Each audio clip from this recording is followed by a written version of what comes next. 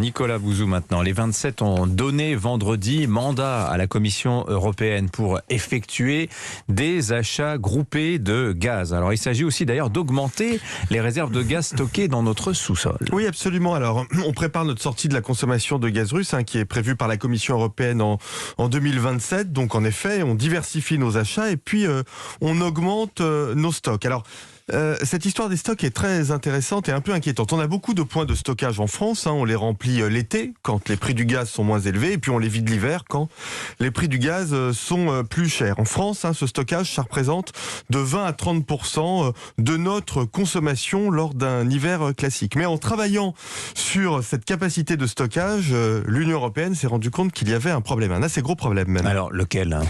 On s'est rendu compte que Gazprom, donc l'entreprise russe, est propriétaire de 10% des capacités de stockage de l'Union européenne. La société russe est très présente dans le stockage en Allemagne, en Autriche et aux Pays-Bas. Or, ces stocks, bizarrement, sont vides depuis 2021, soit avant le déclenchement de la guerre en Ukraine. Alors heureusement, l'Union européenne a très bien réagi et rapidement, en exigeant bientôt une certification pour vérifier que ces opérateurs ne gênent pas l'approvisionnement énergétique de l'Union européenne. Et ceux qui n'obtiennent pas cette certification devront se vendre ou céder l'exploitation. Mais enfin, on s'est quand même mis dans les mains des Russes et il faudrait sans doute approfondir tout ça, voire enquêter. Bon, on va enquêter, mais ça ne va pas nous les remplir, ces stockages. Pourquoi enquêter d'ailleurs ? Est-ce qu'il y aurait eu des malversations, Nicolas ? Écoutez, des malversations, je ne suis pas qualifié pour le dire, mais enfin, vous ne trouvez pas ça curieux qu'on découvre ce phénomène seulement maintenant que certains puits semblent avoir été vidés avant le déclenchement de cette guerre. Et puis regardez la présence russe sur les réseaux sociaux suite aux propositions d'embargo. Ceux qui, comme moi, ont prôné cet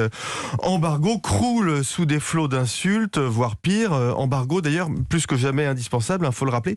Le seul moyen que la Russie ne bénéficie pas des prix élevés des hydrocarbures, c'est de nous organiser rapidement pour ne plus lui acheter au moins de pétrole dans un premier temps, ce qui est tout à fait possible d'ailleurs si on prend l'habitude d'en consommer un petit peu moins.